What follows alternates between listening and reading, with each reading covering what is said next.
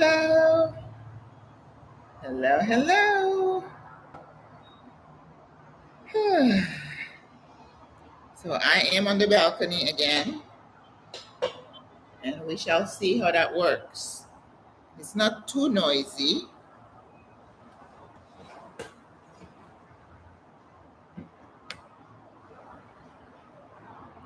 My phone that I usually use, just realized, is out of charge. The battery is at zero, no bars.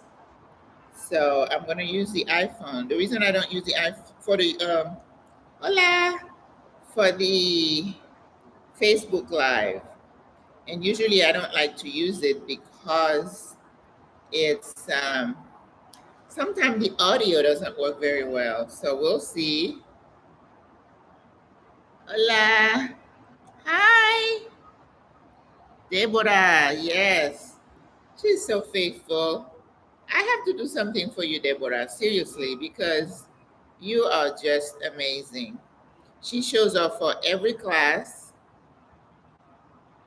every workout. I love that.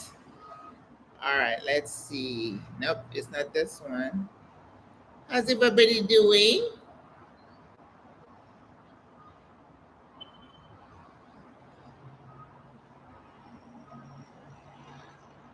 Okay. Gracias.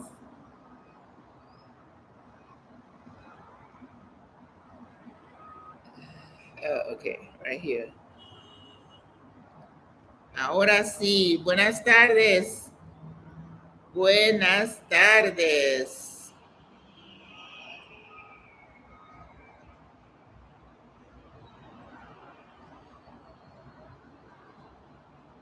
You know, it's funny when you are teaching Spanish. So this morning I got the class. I got to we started. I started speaking Spanish to them, and I'm like, we have got to do this because otherwise, how are you going to be conversational? Because I can't ask you to remember things. You just have to kind of practice. They did pretty good. They really did. All right, so we have a good day here. It's not very, um, it's a bit cloudy, so I hope you guys can see me okay. And I see on YouTube, I mean, on Facebook, we're good. YouTube, we're good. But anyway, so this morning I met with the sisters, the SWRA sisters. I don't know if I told you we started what we call the clusters. So those of us who live close together in adjacent buildings. So we try to kind of get together so we can kind of forge closer relationships. So we had breakfast. I had some fruit, and because I don't eat breakfast usually, and I'm like, ooh, let me pull out away from the coffee this morning. So the little gentleman is like, regular, I know what you want. I'm like, no, oh, I no cafe, no cafe. So I didn't have coffee today. But you see so many of those ads on social media about that natural healing book, and they tell you all the stuff to do at night. You need to do milk with turmeric and black pepper to reduce belly fat. It's just like this facial yoga, holding the thing in your mouth. I mean, seriously, the people really believe those things. Hola, hola, hola. Jones, Perry, Dorothy Taylor. Hola, ¿cómo están, señoras? But I know water. If I ever put like a lemon or lime, and sometimes I put ginger, sometimes I will rinse some mint. I know it's good. And everybody's an expert. And this other guy said, if you take pineapple with beets and you squeeze the lime juice in it, that's supposed to reduce your belly fat. Come on. Just eat regular, eat all the good stuff, drink your water, sleep, move, and you're good. Don't listen to people just this week is this thing, next week is that thing. Don't do that. That's crazy. And I told them it's marketing. They just want your money. They want you to download some kind of an app, right? Chica Allen is watching. Hola, Chica. All right, so today I wanted to talk, maybe briefly, I don't know how brief, depending on how many questions you guys have, about the banking situation when you go abroad. Of course, Panama is attractive because they use the US dollar. We like that. The fact that we don't have to do conversion in our head, right? I remember going to Costa Rica, you had to, what is it? Is it colones or something, right? As soon as I crossed the border, I had to get some change. But places that are very touristy are used to taking the US dollar, USD. Wherever you go in the world, you say USD, everybody knows what you mean. That's another thing I need to tell the class. USD, United States D. I'm not sure what the D stands for. The current dollar, United States dollar. Okay, so if you go to places that are like uh, kind of quite large. You have countries like, I remember when I did a tour of Europe, like in the 90s, euros, I had to change my money into euros. And depending on what's happening in the currency world, you may be at advantage or you may be at a disadvantage, depending on what's happening in the world of investment and all that. So we were always at a disadvantage in terms of dollar over. It took like a dollar and something else to make €1, so you spent more money. But if you go to a place like Mexico where $1 is so many Mexican pesos, then your money goes further, right? And I remember being in Rwanda, it was something Rwandese, and it wasn't in the thousands. It was like, ooh. And I remember this guy, what we would call now a fixer, he came with the Airbnb, I think. And then he took me to a place where they exchanged money. And it was a bunch of Arab and people. And I'm like, yeah, they're hanging on to the money. And then when you come back, so sometimes at the airport, you have to do change some money, because if you're going to take a taxi, usually the taxis do not take USD, right? The lower end um, merchants or whatever, they're not used to it. So it's just like here, you may go to some the funders, the larger funders, or like large restaurants, they'll take your credit card. But if you go to like a little mom and pop, or if you go to a little corner where you want to buy fruits and stuff, you got to have your the currency with you. So here in Panama, it's nice that everybody knows the dollar. They don't have a bill. There is not a money bill like $1, $5, $10 that is typically Panamanian. But hola Andrea, mi amiga, ¿cómo estás? But they do have a coin. Oh, I didn't bring one. That they call a Balboa. And Balboa is something that is very popular all over the country, and I know it's got some kind of historical significance. I can't think of it right now. So you need to do that homework to find out, if you go to that country, where is your money gonna be? Because if you like somewhere in Europe, when you need more dollars per euro, so that means you're gonna spend more. I remember I was in Paris and I wanted to go somewhere by train, but when I did the math in my head, I was like, I'm running out of money. I can't go. So do the math in your head. So Panama it's attractive because the U.S. dollar. So if I go anywhere and I give it $10, no problem. They have 50s, 10, 20s, fives, ones. I haven't seen the $2 coin or bill, but I'm sure somebody has it. But chances are, when you go somewhere and you buy something with a large bill, let's say $20, when they're giving you the change, a lot of time you're gonna get some of the Balboas, and the Balboas are $1, but they still use quarters, dime, nickel. So, and then the nickel, and then what's the other one? The pennies. They still use all that. Okay. The only coin I've seen is the Balboa. Now, if there is something else that might be that I'm not familiar with.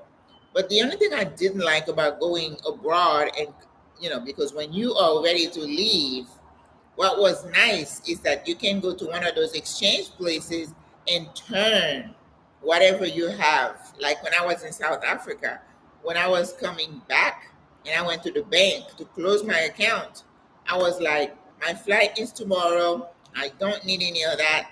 Just take whatever rand I had and give it to me in dollars. And they did that. But I still have a bag full of euros, and I was in the Bahamas. I have Bahamas money. You do that. You collect stuff. Of course, when I was younger, it was like, yeah, it's fun to collect things. Now it's like, no, I don't want to collect anything. I don't collect anything. Okay. So people tell you when you come into Panama, of course, like most airports, they don't want you to bring a lot of cash, right? Because when you're doing that declaration page, they ask you how much money do you have with you. And it's always advisable that you do not lie about it, okay? This friend of mine sold her home and she came here. She said she had a nice amount of money with her. They took her aside and they asked her a question about it or whatever, and then they let her out with it. Panama, I am told, is a financial center where a lot of people who live in Europe and Asia and other places, they park their monies here. So all those tall buildings that you see here in Panama City are a lot of financial centers, investment. Panama has over 100 banks. This little, stretch of land. I'm like, 100 banks? Yes, they do. They have lots and lots of banks. And because Panama used to be part of Colombia, a lot of the banks are related to the Bank of Colombia. So a lot of people have money here, and money goes in and out. So they are very, focused on making sure the source. Hola, buenos días. Estoy bien, gracias. ¿Y usted? Um, they are very careful about the source of the money. So that's why if you come here with lots of cash, because we do have drug trade. Listen, I just saw in the news 2 young American females were arrested trying to uh, charter a flight, and they had a bag full of drugs. And I'm like, this is the first time I've seen this. So I'm like, please don't come here and get involved in that kind of stuff. Please do not do that. No, do not do that. But of course, I know with the amount of migration that's happening here in Panama, it's not just retirees like me. Lots of people are coming in. And it's the same thing when they talk about the border with Mexico or whoever. You let a bunch of people in, you're going to get some bad apples in too, unfortunately. In Panama, yeah, we got our work cut out for us in that area. So they are very careful that a lot of the money that comes through doesn't come from questionable sources. So they do a lot of checking and rechecking. That's why when somebody says they want to open a bank account, it's like, okay, it might take a while. But now I understand that the attorneys, as part of their fee to give you your visa, some of them do offer that service. Thanks for the video, San Felipe. Oh, you're welcome. You enjoy seeing the different meats in Panama. Did you see the pig heads? Yes. I was wondering where was the fish. I didn't go to the fish market. Yes, it's like in the same area. You have to come out of San Felipe, and then you cross the road, and then the fish market is right next to all the restaurants. Yeah, same area. What was the name of that very appetizing meal you had at the end? You mean the soup? I bought a container of sopa de mariscos. That means seafood soup.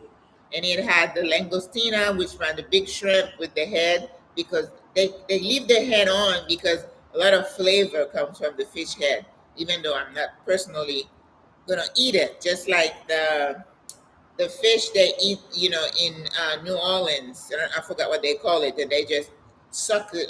I'm not doing that. No. But this is what happens here. They really pay attention to the source of the money. Where did the money come from? Okay. All right. So let's say you come to Panama and you bring like $10,000 with you, right? They use all credit cards, not except American Express and Discover. I don't know about Discover. American Express, I don't think they use here. So Visa, MasterCard. So whatever you're gonna come with, those two, no problema. Did you enjoy it? I also cook and eat fish head soup.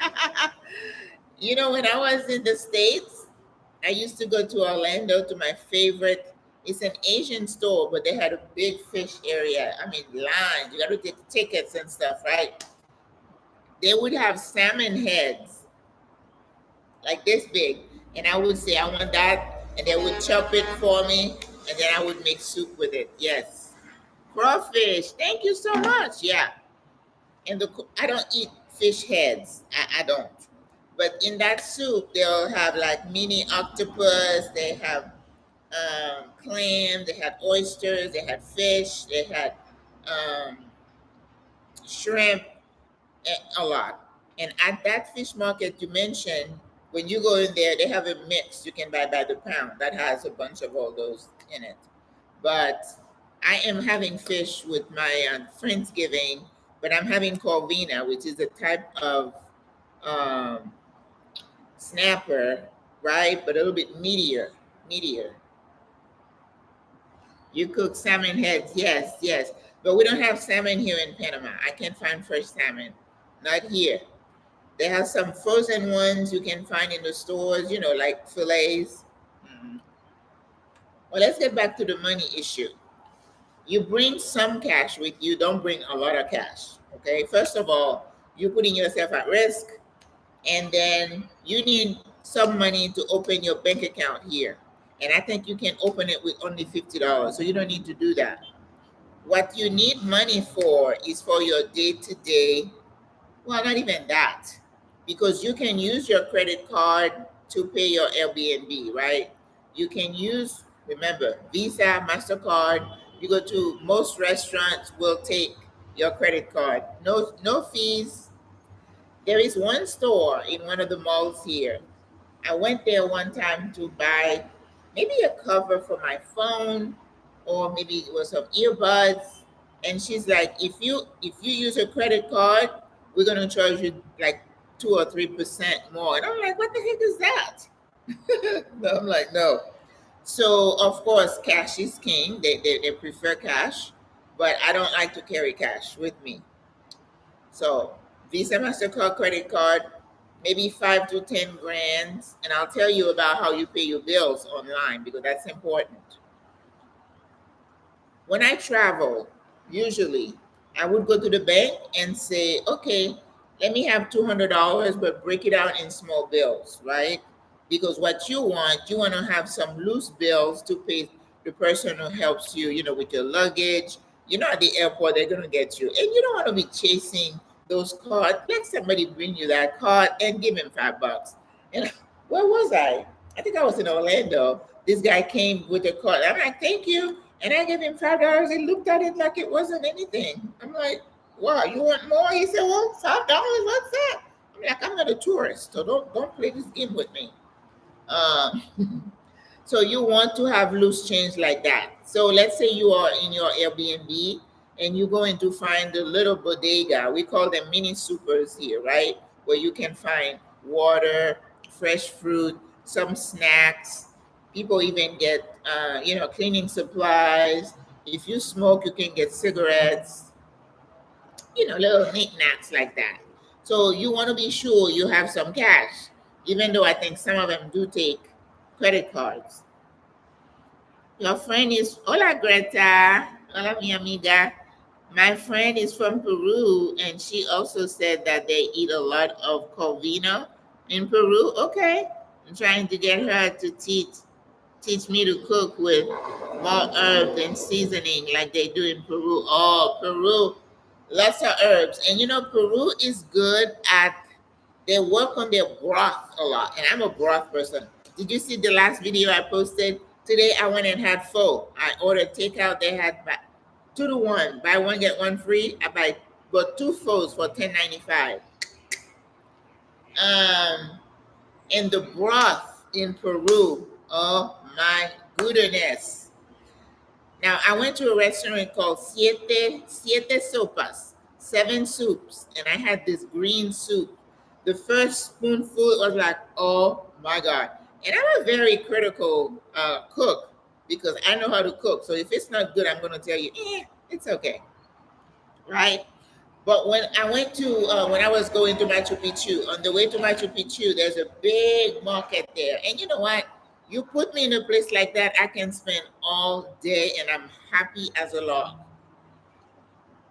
You find, each row had different things, and there was one row, it was just herbs, fresh herbs.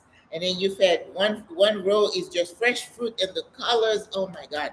The sour soursop in Peru, they're about this small. They are not big, but boy, they pack a punch. So, so good. I love Peru for that. They call their broth caldo, caldo. So they put all the bones and they put all the herb, they throw it and they cook it in like big pots like that. And then the caldo is good, it's clear. I learned how to do that in culinary school because you have to clarify it with sometime with ground beef or sometime with egg whites, and then the ground beef kind of or the egg white, it grabs all the solids and they come up to the top, and then you just scan it off, and then you put a sieve inside your strainer, and then you strain it, and you come out with this fresh, clear broth. If you watch Asian cooking shows, they spend time in their broth too. Like they use the oxtail and all kind dry fish, the little small fish. They have those in the Asian stores too. And you put that all there with all your herbs. They put cinnamon and all that.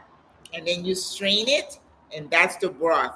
And then they make their pasta. They throw the pasta in there and throw some bok choy. And that's why the food is so good. Yes, yes. So the broth today it was a Vietnamese store, Pho Vietnam. And I had been meaning to go to that place in El Cangrejo here, but it was good. So 2 credit cards, bring some cash, but not a lot of cash, okay? Have some liquidity so that if you go out, want to get a pineapple or papaya or something from the little corner person, don't rip out your credit card. Don't do that, because they don't have access to it. And they have to pay a fee. I used to own a restaurant. Every time somebody swipes a card, there is a small fee, maybe 1% or whatever, that you're paying to the credit card company for the privilege of you using that. So that's why, the prices may be, but they recoup it. They have to pay it. Excuse me.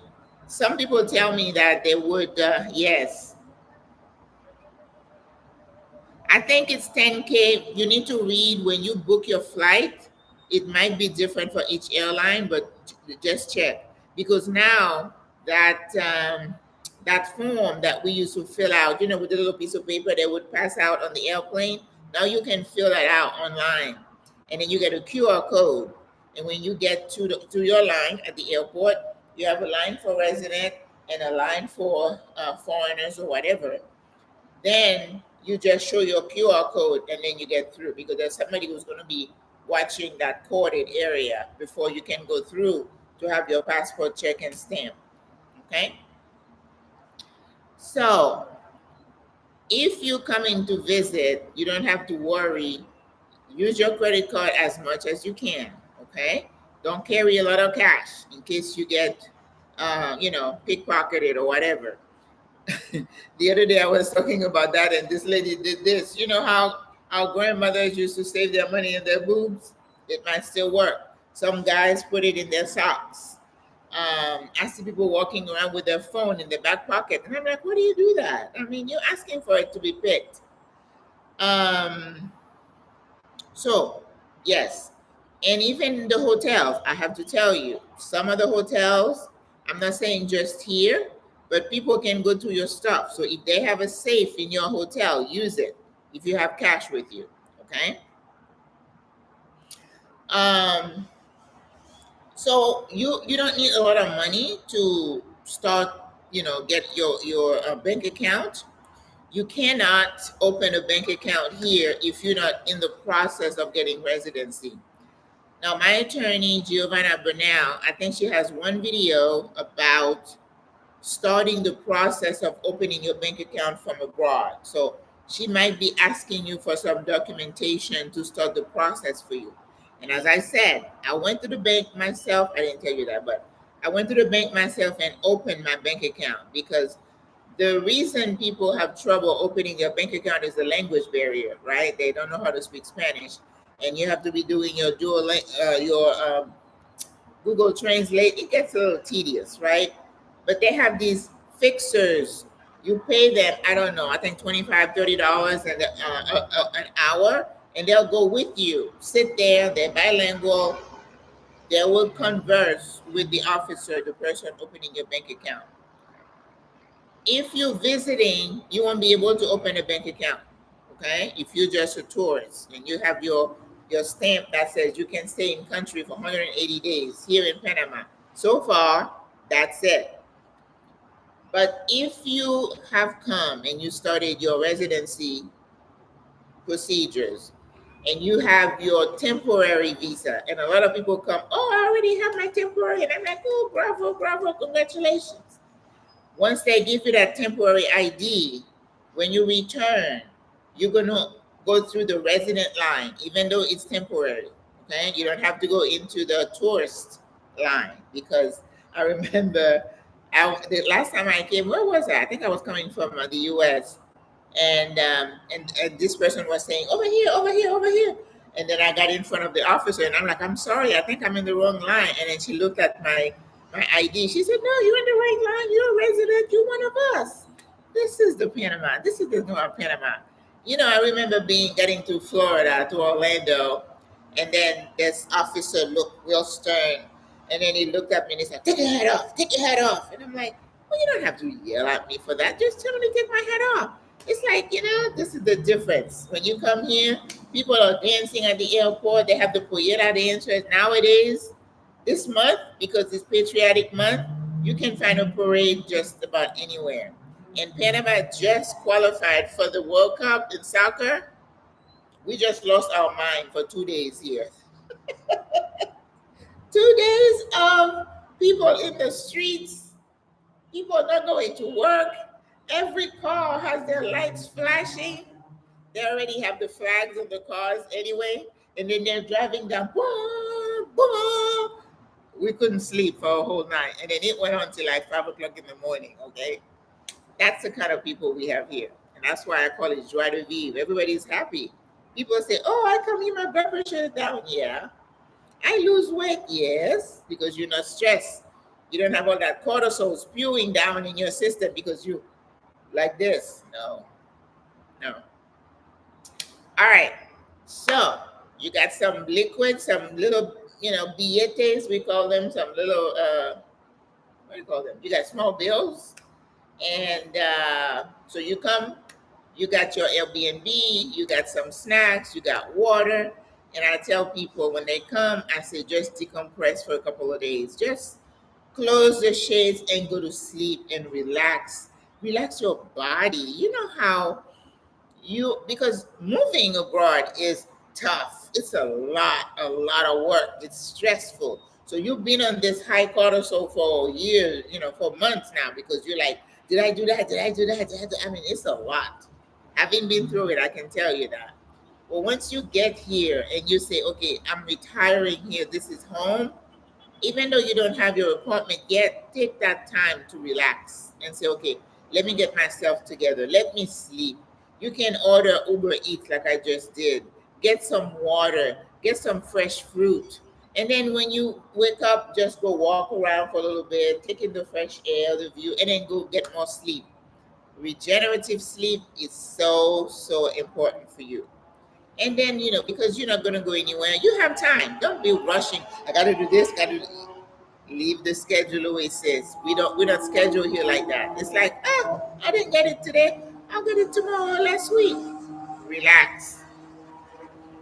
So now, the first thing I tell people, yes, I have pensionado. Uh-huh.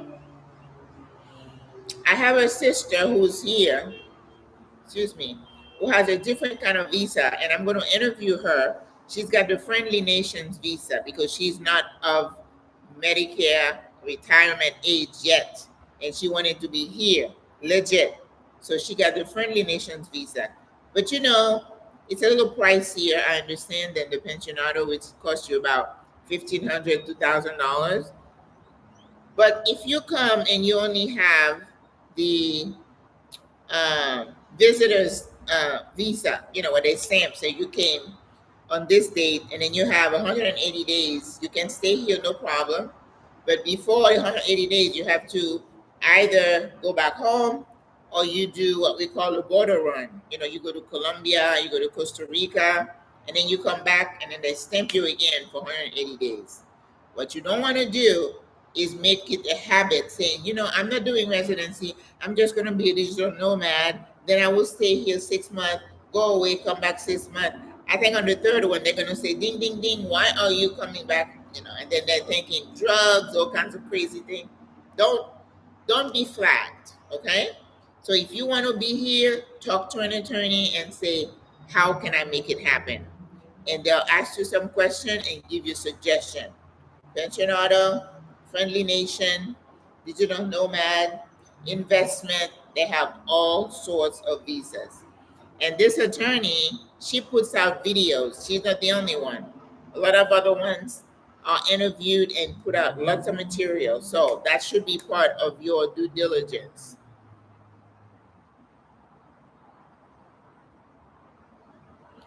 The attorney fees, Greta, is for them to help you get the pensionado visa is about $1,500 to $2,000. There is no standard. One attorney can charge you this much, the other attorney can charge you a few hundred more. So what you do, you ask people, can you recommend one or two attorneys? When I do consultation, I give them two attorneys. And then I said, they will do a free Zoom consultation call with you. Just ask them for their fee and then do another one or even up to three. And then, it's like you're interviewing them and ask them what's included so you can see what the price is. But what I want to tell you is that with so many people coming here now, the prices are going up. Because if the attorney said, okay, my fee is $2,200, you're like, oh my God, Maggie said $1,500. And then you call me back and you say, Maggie, do you have another one? That one was too expensive. So I give you another one. The other one said $1,900. Okay, $1,900. What's included? Is it apple to apple? Because in the pensionado visa, even though we're talking about banking, you get the temporary visa after you get all your paperwork. I don't need to go into all that right now. You come in, they take you to Migración, and then they take your picture and they give you temporary. Then the attorney is going to make another appointment for you once immigration calls them and said, okay, we reviewed all her information. Yes, she qualifies. We're going to give her an appointment, excuse me, an appointment next month, and she needs to come to get her permanent, right? And that's a like 4 to 6 month process from the time you get your temporary to the time you have to come back to get your permanent. Both instances, you have to be in country. You can't do those from somewhere else. You have to be here. So that's why I tell people, when you're planning to move, you got to budget for all those back and forth, right? So you come for temporary, you go back, take care of business, you get the email, oh, your appointment is scheduled for this date. Then you make plans, another ticket, you come here, you have to have come and go, round trip. And Airbnb, food, transport, it adds up, right?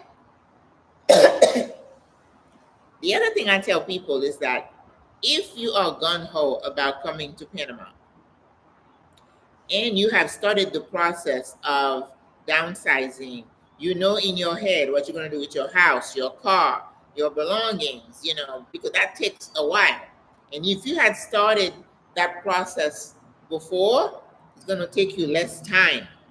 So you may send your paperwork to the attorney ahead of time via FedEx or DHL. Don't do UPS, USPS, don't do that. I know there's UPS here, but it's DHL or FedEx, okay? It's a bit pricey, but that's important. You want to make sure they get the information. We do not have postal service here. There is no little trucks going to the mailbox. None of that, okay? So you want to pay for them to hand carry the envelope to your attorney because they've been lost in translation. People have to go back and you don't want that. So if you could time it that you send your paperwork ahead of time, and then the attorney says, okay, you have an appointment for your temporary in 3 weeks. So you make that trip your last trip, right? So you come in today on the 22nd. Let's say your appointment is on Monday, the 24th. You get your temporary. And remember, I said it takes 4 to 6 months from temporary to permanent. So before your 6 months expired, you would have gotten your permanent. So some people do it like that. You don't have to leave after you get your temporary, but you make sure you have to be back in country for your permanent. They'll take your temporary card and give you another one. And that's the one that becomes your permanent residency card. Pensionado? Okay. As long as you can show that you have at least a minimum of $1,000 in regular benefits coming to you, either to Social Security, survivor's benefit, pension, VA, whatever. Okay, that's why the call to the attorney is so important. Don't take my word for it. Talk to them and say, "This is my situation. Do I qualify?" I spoke to a sister. She was so distraught. She was like, "Oh, me and my daughter, we got to get out of here." And I'm like, "Okay, but what visa category, where are you going to fall in?" She wasn't of retirement age. And when I told her even if she retired at 62, which she wasn't, she would be getting less of a Social Security benefit. She needs to check that. She wasn't ready, but she didn't know that. She's like, "Oh, you mean I can get the pension out of?" No, ma'am. She did not know that. So you got to do your homework, okay? I heard it is pricey for the friendly nations. It is. It used to be you had to have $5,000 in the bank, and I think they changed it to some big number that you have to kind of either buy a house or get a CD for like 100 and 150K. That's why you need to talk to the attorney, okay? And the digital nomad, I understand, is pretty pricey as well. And that $1,000 requirement, someone said they're probably going to increase it in the near future because there's so many people coming here. That might be a way for them to stem, the flow a little bit. Can you use the consulate in the state that you are in and not go back and forth? The consulate does not do any of your immigration for visa. The only thing you go to the consulate for is to do the apostille of your form. Level 2 background check, you get your benefit security. You have to, in your passport, you got to go to the consulate, the Panama consulate close to you. You turn those in, and what they're going to do is verify that your information is correct because they don't want anybody coming into their country. Okay? And then they email you, say, okay, you can come back and get your stuff. And then once you have that stamp from that embassy, that's when you send it to the attorney here. And then you ask the attorney, is everything in order? And they'll tell you yay or nay. Okay? But the embassy consulate is not going to do any visa, give you visa. No, you have to be in country. And you cannot do it by yourself. Some people are like, well, I'm pretty savvy. Can I just do it myself? No, ma'am. No, sir. You have to use a Panamanian attorney. It's the law of the land, right? Hello, Janet. All right. So The first thing, also remember the phone situation. I talked about the phone last time.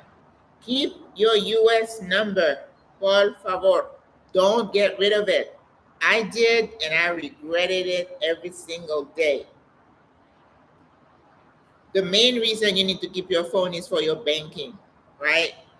The heightened security that they have, if they have any, questions about who you are, where you are, they may just freeze your account and you won't have access to your funds. And it's not like somebody can physically go and reset the system for you. So don't get rid of your phone. When you come here, you can either get a new SIM card, and people are talking about eSIMs now. This person sent me a message. He said, "Oh, I kept my US number for my banking, and I have a double eSIM, which is mean it's electronic, and I'm sure you have to register somewhere to get access to your Wi-Fi or whatever, and that way, wherever you go in the world, Holofly is one, and they have other ones. Then you can have Wi-Fi. But when you come to the country to stay, you need a Panama number, and the Panama number starts with the area code 507. When you get to the airport, if you're not savvy, like Maggie is not savvy with the electronic thing, I would say, okay, I need a SIM card, because as soon as you get out of the airplane, right on the right hand side, they have a kiosk that says SIM card. And you say, I'd like to buy a SIM card. If you're visiting, let's say you're here for 2 weeks, I don't think they have 14 days. You may have to buy a 30-day SIM card, so that when you walk out of the airport, you have Wi-Fi access. Okay, in the airport, at the airport, you can use, the airport Wi-Fi. I think the 30 minutes is free, then you have to pay or something like that. But if you're gonna be in your room at the Airbnb, taking your nap, like Maggie encourages you to rest and relax, you don't want to be without Wi-Fi, right? So you have to buy or eSIM prior to getting here, or when you get to the airport, get an eSIM. So a SIM card, because the SIM card is attached to a local number. You know that, right? So that if you have an emergency, you want to call. But what you should also do, and I told you, download WhatsApp on your phone before you get here. Have your family and friends do the same, so that you can communicate with them for free. The reason you need the Panama number is that when you go talk to your landlord to rent an apartment, they want a local number. When you go, the bank is going to ask you for a number. I think you need a local number. When you go, you want to set up your electric and your cable, they want a local number. Okay, they want to do business with you, but if you're going to live here, they want you to have a local number. So that is a must. So before your SIM card expires, or your eSIM, I don't know for how long you buy it or not, just make sure you always have Wi-Fi. All right, hold on to your phone number. So I think next week I can talk a little bit more about the rental issue, because it has changed a bit. But today, let's say you wanted to open a bank account. Now you might say, like last year, they'll say, Maggie, do you mind going with me to the bank? And if I had time, I remember I went with the sister. We were there for like 3 or 4 hours on my time. I didn't charge her for it. But I'm like, now I can't do it. So I said, well, I have this person over there called the fixer. He will help you gladly, but you got to pay him, right? So I would think you need someone like that to go with you. Or, like I said, some of the attorneys ask him when you're talking to them to say, you want me to get me the visa? You're going to get me what we call the e-cedula. The e-cedula is your ID card. That is something that now that you're a resident, you don't have to walk around with your passport. Once you become a permanent resident, you only need your e-cedula. And the e-cedula is something that you're going to obtain after you get your permanent residency card. Your permanent card is not your ID. It's not your national ID. Okay. So once you walk out of immigration with your new card, it's like, oh, great. When do we get the scheduler? And sometimes the attorney, again, is going to send a staff member with you because you don't do those at the immigration office. You do it at what we call the tribunal, where they do, birth certificate, death certificates. Yes, that depository there. That's where you go and apply for your permanent ID, and it's got E in front of it for extranjero. That means you're a foreigner. The locals, theirs only says cedula. And I know I hear that people from other countries in Latin America, they also use the same ID. So, for example, in Panama, if I go to my metro station now, they have cops inside the station and they stop people randomly for ID. And they have a little monitor. When you give your cedula, they scan it and your information comes on. And they can see whether you are legit. They have pulled away illegal people here just by those random checks. I just crossed the street from my building and there were two cops standing here. You see cops a lot. This is not something you're used to seeing in the US, but here they're just standing on the corner, just looking the world go by. And it's a deterrent for people, right, who want to do a bad thing. You know, me, I'm like, buenos dias, buenos dias. They don't have any problem with you. And here in Panama, most every building has a security guard. This little restaurant right next door, a little restaurant, there's a security guard standing there every single day from beginning, the time they open, to the time they close. All banks have security guard, more than one. I think when I was here in 2020, I had read about some bank robberies, but I haven't heard of any recently. So that's a deterrent. And then they warn you as you go in. All the guys get, the warn. That's why you can't wear a hat going into a bank. They don't want you to hide anything in there.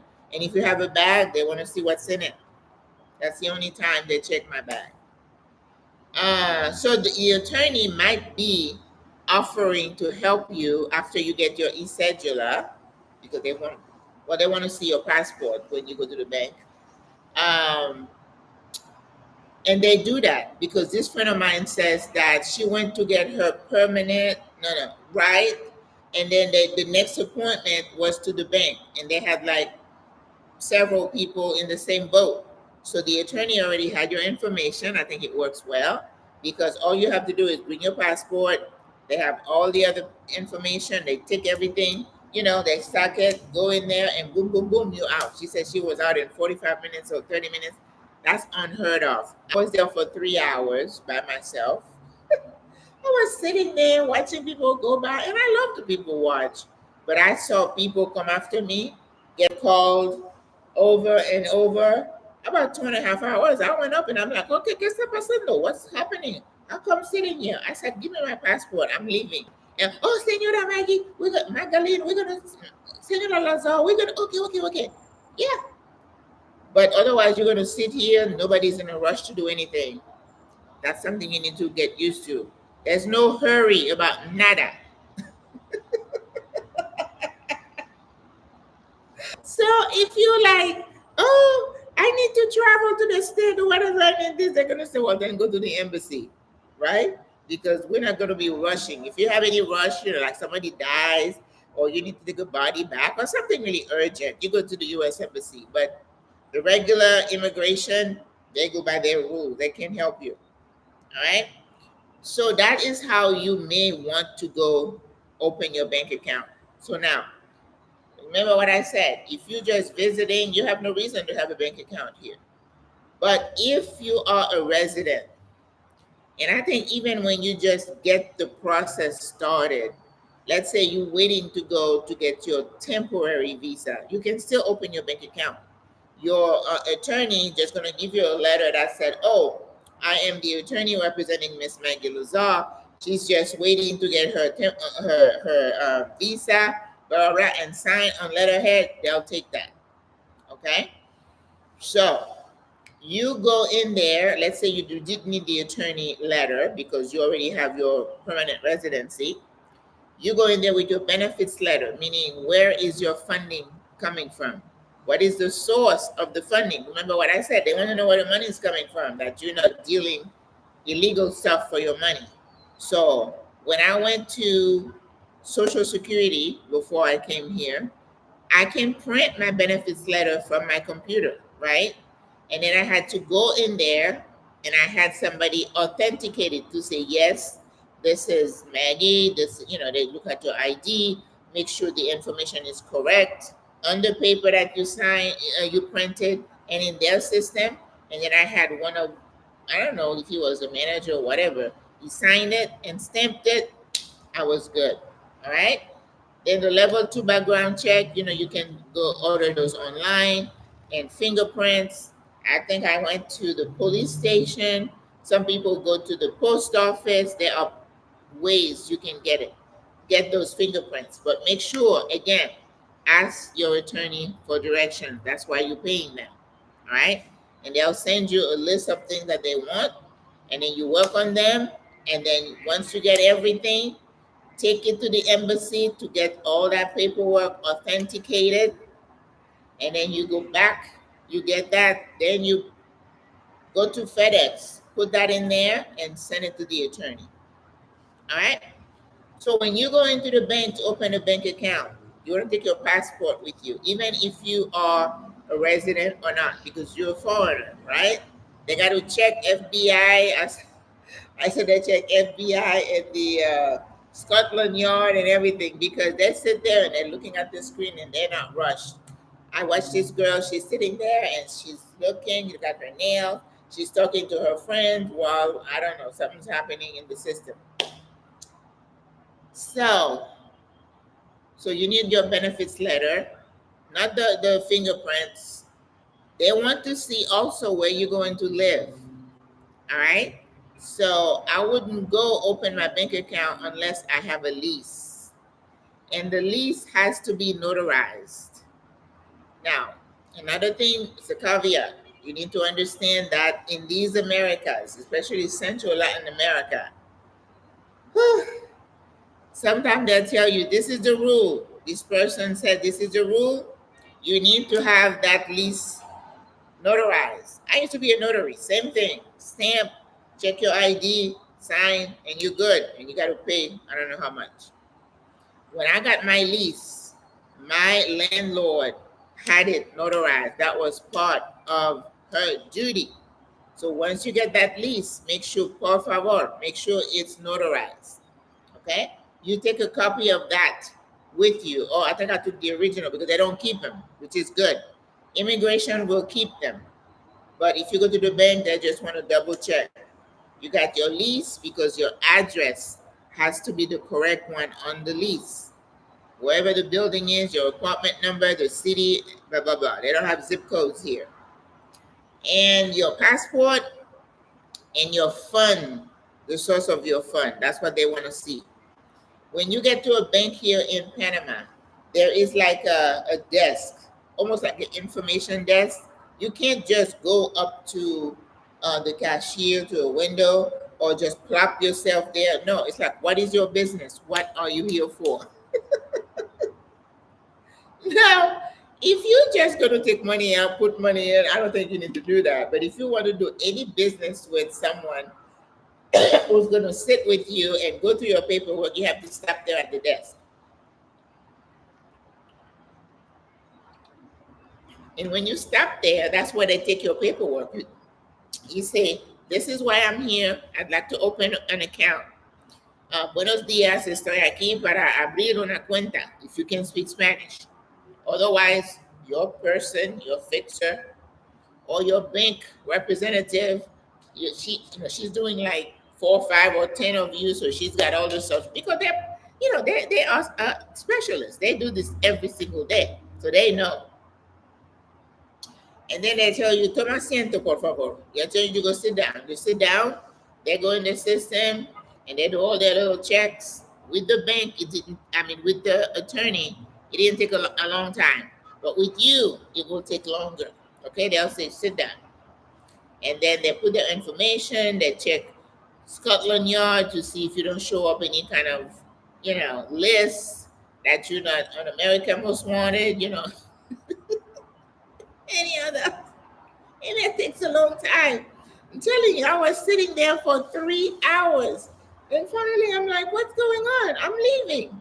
And it's like, and when you get to immigration, remember, you have to sign your name on their paper exactly the way it's on your passport. Otherwise, they'll say, do it again. It doesn't look the same. Do it again. So start practicing now. Same thing at the bank. They look at your passport and they look at the form that you sign. And they're going to say, no, no one go. Do it again. So keep practicing. Don't try to scribble into something different. They need to match. Okay? And after they take a long time, if there is no issues, they're going to ask you, for your phone number and other things like that. And then before you leave, you're going to leave with a debit card. And they usually they have two types of accounts here in Panama. Corriente, which is the checking account, and Ahorro, Ahorro, that's a savings account. I don't remember them asking me if I had a preference, because when I got out, I had an Ahorro. That means I had a savings account. But a savings account with the debit card. So they'll give you the debit card, they have you set up your PIN, and then they always have an ATM in the front of the bank. So if you ever want to withdraw money, you can. Once you get your debit card, this is like any debit card attached to a bank account in the US. You can go buy groceries, you can go to the mall and shop, you can go to restaurants, you can use it. Just make sure you have money in your account. And I think some banks do charge you a fee. I think it's an annual fee. I think I had to pay like $10 or something like that. But just ask if there's a fee for you to have the account. And once you get your debit card also, you can go to any of their ATM, which you find at Albrook, which is the transport terminal. Some of the stores will have a kiosk, a little machine with your bank name on it. Some, where else have I seen them? Some metro stations will have them. Okay. So you can use those to withdraw cash. When you're ready to pay your rent, right? Let's say you got a lease. Like I said, it's another live to tell you about rental, but you got to pay 1 month and 1 month security here, 2 months. Okay. So if 1,000, you got to budget for 2,000, 1,500, 3,000. All right. So some landlord will take a credit card. Some will ask you to do a transfer. They don't do PayPal here, but you can do a bank-to-bank transfer, right? The most common banks that expats use here are Banismo and Banco General. Banco General General Bank has an app called Yapi that is quite popular here. And I wish I had that, because if I go to the fish market and I go to San Felipe where I'm buying fruits and vegetables, they'll say they have their Yapi, and this is, you can scan with your phone or whatever. But I don't have Banco General, I have Banismo. I'm going to say Yapi is for Banco General. And Banismo was recommended to me because on their website, Banismo, on their website, they have information in English. Banco General does not have information in English. But I have sisters who didn't speak English. They were able to open their account. So they're used to us and Google Translate, and they'll get information from you from that. So if you say, like me, I have Banismo, right? My landlord has Banco General. So I had to get her information, her name, the correct account. Is it savings or checking? And the account number. And you can download the app. Like Banismo has an app on my phone. So we do have an app, but it's not like Yappy. And I can set up my landlord in there as a third party. And with the third party, so every month when it's time to pay the rent, I just go to my account, I log on, and then I go to payment to third party, and then I pick my landlord, I put the amount, I say pay it, then I get a voucher or a PDF, I download that, and then I email it to the landlord to say, okay, this is payment for this month, this is my rent. That's how what I recommend you do. Some people said to me, "Oh, but Maggie, she said she wants to get paid in cash." Ding, ding, ding, ding, ding. I need a paper trail. You don't want to be giving your landlord cash. And what if she said you didn't pay and there is no receipt or whatever? Don't do that. Come on. That's simple. So if you don't want me to pay you through the bank, are you even legit yourself? Got to be careful. There is scamming going around here, so I don't do that. When you go get your electric, we can talk about that another time too. You want to set your electricity, same thing. You don't get, there's no mail, there is no bill that comes to you, it comes to your email. And then they'll say, oh, okay, your bill is this much for the month. You do the same thing. Hi, Sandy. You do the same thing. You go into your bank, you set up Nature-G, which is the company that provides electric, right? The nicest thing about it, you put your account number, your name, and the system finds you because they communicate with that business's company. And then once you go, I want to make a payment, this is not to third party, this is for services. Services meaning your cell phone. We don't pay for water here, it's included in the rent, and cable. All right, cable and cell phone, we talk about that another time too. So the same thing you do, you go there, pay from my account, and then you go find that company, and then automatically the exact amount that you owe shows up. So there is, they're what's the word I'm looking for? They're together on that. The systems are integrated. So that's how you pay your bills. You pay your cell phone like that. So don't do cash to anybody. That is not recommended. Okay? So the bank, I think every year you have to do what they call actualizar. They want you to confirm where you live. So you go to the bank, they ask you your information, and then they make sure that where you are, you say you live, is what is reflected in their system. And then recently, even for immigration, we had to go to immigration and tell them where we live because they say, if you change your address, like if you change your address, the DMV wants to know your driver's license, you have the correct address or they will fine you or whatever, same thing here. So within 30 days of you moving, if you say, oh, I don't like this building, I'm going to move over there, you can't. Just make sure you let immigration know where you are. Okay? All right, guys. Any other questions? Let's see. And like I said, there might be a little fee for you to use their debit card. Now, one question that is asked a lot is, what if I don't have a bank account? Now, first of all, I don't know why you wouldn't have a bank account, right? If you're going to live here, you need to have a bank account. Another thing you can do too, transfer money from your bank account at home, which you should keep. You should get all your benefits deposited in that account over there, because if you have them transferred here, every 2 years there is a form you have to fill out for the IRS, and if you don't, they're going to freeze your money. So don't do that. Leave all your stuff to be deposited in your account over there, and you have to have a address, that, not a PO box. So you can do an ACH transfer, right?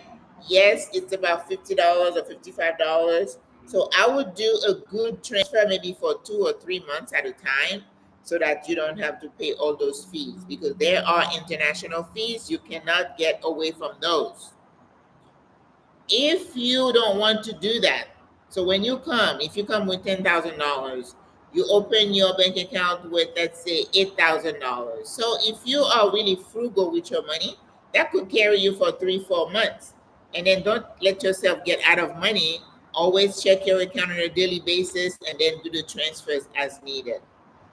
Some people say you could write a check to your salary 5 holidays when schools are closed, banks are closed. When it's a major holiday, the banks are closed. The next day, they don't open till like 12, 1 o'clock. Sure, you time so that you don't get into trouble for your rent. Because usually you'll have 5 days grace period to pay your rent. Otherwise, your landlord not going to be happy with you. Some people don't have a bank account. I don't know why, but they say I have to go to the ATM to take money out to pay my rent. In Panama, if you're using a card that is not issued here, you are limited to $250 per day. And it's a $6.50 ATM fee to use that ATM with a foreign card. So let's say you have a rent of $1,500 a month. You know how many days you're gonna have to go in there? You got to do what? 4 days is 1,000, and then 2 more days to get 1,500. Well, you got to eat, you got to pay your rent, your electric, you got to pay your phone. That's a lot of fees, right? Now, everybody says that if you get a Schwab account from the States, they'll reimburse your ATM fees. I don't know. I don't have Schwab. Some people say use Wise. I don't use Wise. I can tell you about it. So the way I do to avoid the $55 ACH fee, I set up my daily limit at my bank in the US, especially since I got pickpocketed, to about $1,000 a day.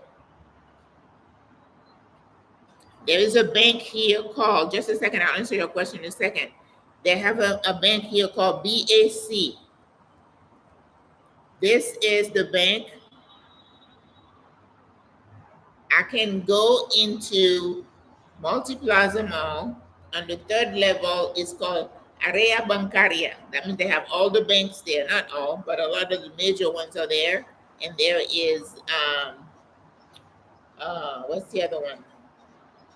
Western Union. And then they have another company that is mostly Latin America type, where you can send money, receive money.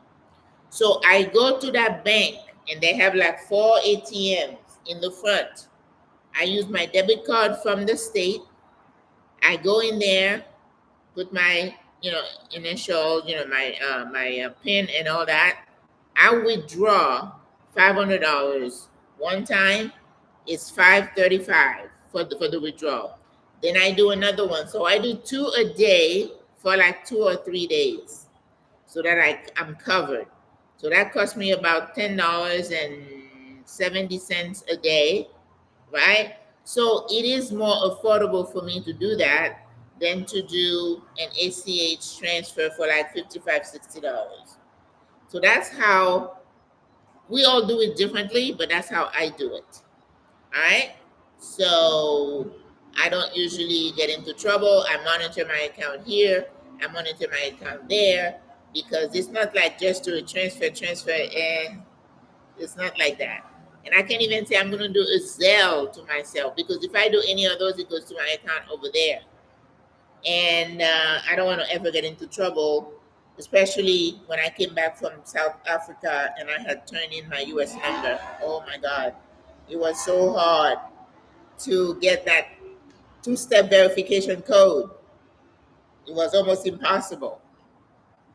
Charles Schwab will pay international charges every month. I understand. Well, somebody said they haven't, reimbursement. I don't know. Like I said, I don't have Schwab. Have you visited Playa Dorada? No, I think somebody asked me that. No, I have not. But you can have a Uber take you there, and I'm in the city. I'm not looking for playa anywhere, unfortunately. In Panama and having a blast. Oh, good, Clinton. Wonderful. Yes, Panama is wonderful, and the weather has been absolutely lovely. Not as hot, and humid. So I can sit here. Usually I can't. Well, dry season is gonna start mid-December, and yeah, it's gonna be different. Dry and hot all day. The sun rises at about 6:15 in the morning and goes down about the same time. So you're looking at 12 hours of sunlight, sun, bright, bright. So any questions about the banking? You can deposit international check, takes time. You don't have a checkbook here, so you cannot write checks here. You can transfer money back and forth. There are fees. Mm, what are the first three steps you would take coming to Panama sight unseen? Oh boy, watch lots of videos. Sight unseen, people tell me a lot, oh my God, I'm so glad I'm here. Your videos were very helpful. I appreciate that. But don't just watch my videos, watch other people's videos, because I can tell you there are some people who are not telling you the whole truth, nothing but the truth, so help them God. They painting Panama like it's beautiful, oh, you can go get a fish dinner for $3. I haven't found that. Oh, you can stay here and live on $1,000 a month. I don't know. You'd have to live in the boonies and really don't eat a whole lot of stuff. Don't listen to people telling you that you can, you can't. You got to look at your money and the quality of life and talk to different people so you can get, the more balanced view. So I would definitely look at, from watching me, how much I'm telling you I like it, the food. If you're not from the Midwest or whatever, you're gonna be okay with rice, bean, chicken, you'll be good. Um, of course, look at your visa options, what visa you're gonna qualify for, and then have a realistic budget. Um, And it depends. People are coming here with families, right? If you're coming with kids, are you going to put them in the public school where they don't speak any Spanish? Or are you going to put them in international school? That's another high cost. Um, and then you got to look at your budget: food, electric, rent, um, entertainment, right? And then you got to plan for the unexpected. What if something happens to you? Right? People have been in hospitals here unplanned and things happen. So you have to have a cushion. You have to have an emergency fund. What else would I do? Sight unseen. Go on that website called Encuentra 24 and start looking at some apartments, right? www.encuentra24.com. That is the site where you can go. You can search different areas, um, the major areas of Panama where people live. Now, those of you who are looking at beach areas, oh my goodness, the cell phone is getting ready, got 10% left, so we're gonna have to close soon. Or maybe at least the Facebook. Um, San Francisco, mm, Balboa Avenue, which is where I am, Bella Vista, El Congrejo, uh, Costa del Este, a little bit more expensive because it's the newest planned community here. Santa Maria, very pricey, probably out of our range. Um, Bella Vista, I said San Francisco, yeah. And then you start looking at apartment in those places, look at prices, and then figure out what your budget might be. You got to plan for medical care, insurance. That's important. You're in a different country. I did that live. There is no, they're not obligated to care for you if you can't pay in Panama. Okay? You have to be able to pay for your care. I watch a lot of Asian drama and it's the same thing in China. They say, okay, your mom needs this surgery, it's going to cost this much, go pay. Once you bring your ticket that you pay, then we proceed. Oh, well, she's having a heart attack or whatever, go pay. It's not like it is over there, okay? Let's see what else I would do. I would find out if there's a community for me. I see a lot of questions in the chats about, oh yeah, we're a family, we're in our 30s and 40s. Is there a community? Well, in the beach areas, maybe, but in the city, not much for young people. It's not that kind of place. And then I heard this person say, oh, go to Colombia. They have a younger group of people. That may be true. That may be true. So that's part of the doing your due diligence, right? You come in Christmas time, want Airbnb or hotel? Well, the Marriott is always a good choice. We have the Riu is very popular, right in the middle of the city. But they have other ones too. If you are a Marriott club member or whatever, ask them and they'll tell you. There's a friend of mine, she's got points and stuff, and that's where she stays. They have Holiday Inn and other places, some things garden, like middle of the road kind of hotel. But I tell people if you're gonna stay here longer than a week, I would do an Airbnb, right? But you're going into high season, so don't be surprised if you have to spend more time looking to find an Airbnb. It's going to take you a little bit because Panama has been popular 2 years in a row. Panama has been voted the best destination for retirees. So because of that, lots of people are coming to check it out and they all absolutely love it. So they come back. So we have more people staying. So that's why real estate is changing. Prices are going up because there's a lot of demand. I'm 68 coming Christmas time. Okay. Now on my street there is the Sands is very popular as a Airbnb. I stayed in mm, Vista del Mar. Vista del Mar is also another Airbnb, very nice.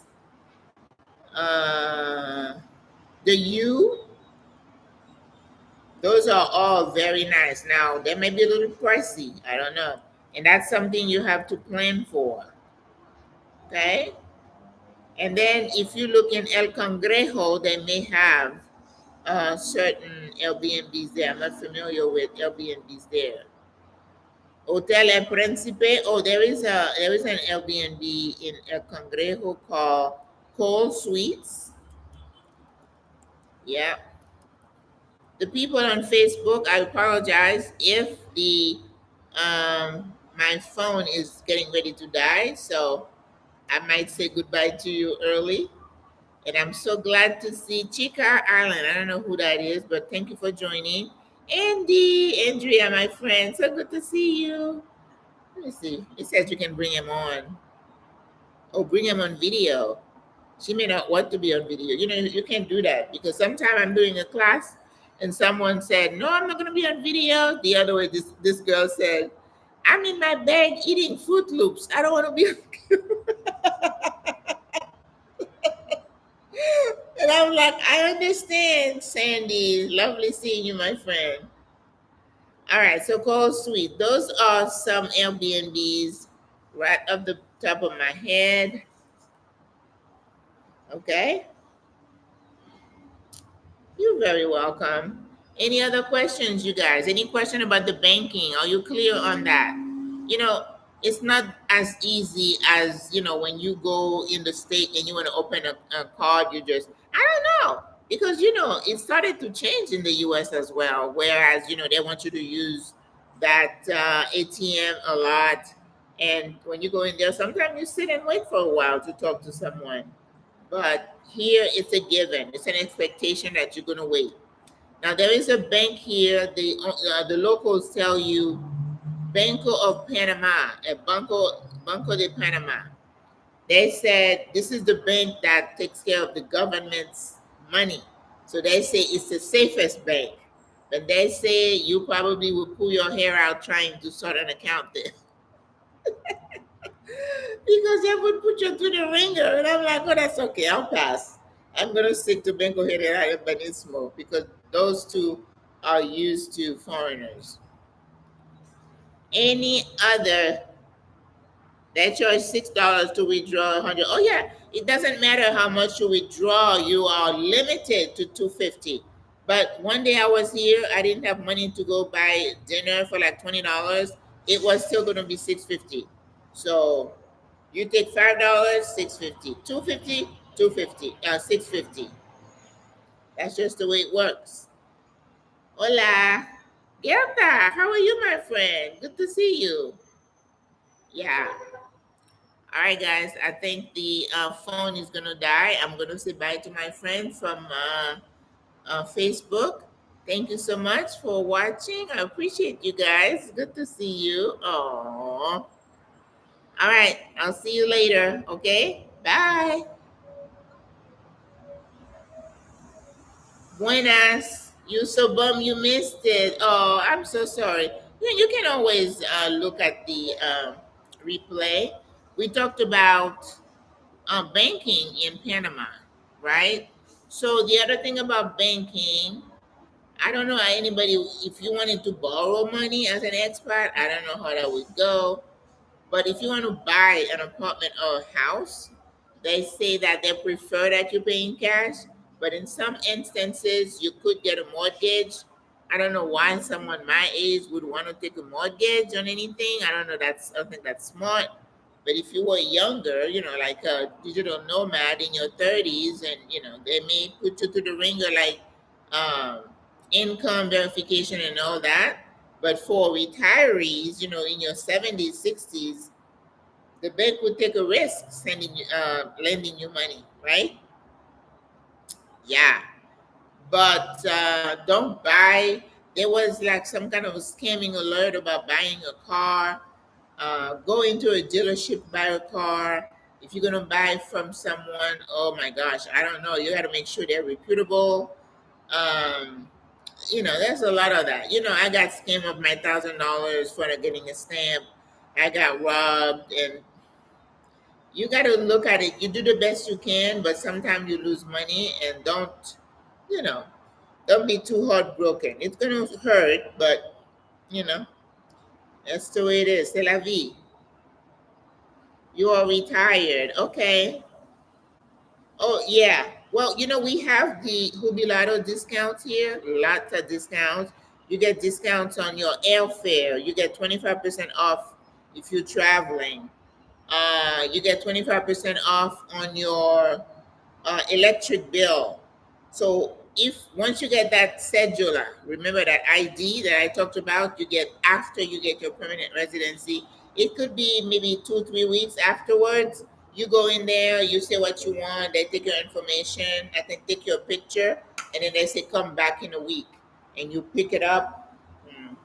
And it's like a gray with your picture on it. That's your ID.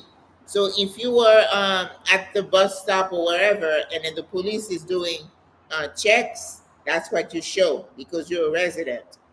Um, if you're going to travel on long distance buses, chances are the police are going to come onto the bus and check everybody's ID. I have seen them taking people off. Once they check their ID, something comes up. Maybe they were convicted of a crime, or they were, being sought after. Somebody was looking for them for whatever. Then they'll take them to the police station. So that's what you show once you become a resident. They don't want to see your passport. But yesterday in the news, they were talking about how they have an increase in online scamming from people wanting your information. I have this phone. If I'm the local number, the cell phone numbers here in Panama have 8 numbers, whereas in the state, you got 3 numbers and then 4 numbers. Here, it's the area code 507, 4 numbers, and 4 numbers. Once you see that, it's a cell number, right? But if you see 3 numbers and then 4 numbers, like you see in the States, it's a landline. It's usually somebody's office calling you. So I don't know anybody in office would be calling me. So whenever I see a number like that, I don't even pick it up. I don't have voicemail set up on my phone, right? Because for your family and friends, you need to use WhatsApp that is free. You can do video calls, you can do messages, you can do calls. So your family should download WhatsApp on their end. You have WhatsApp, then you communicate. So your Panama phone is for you to do transactions locally. All right. So if somebody is calling you, you don't know them, don't pick up the phone.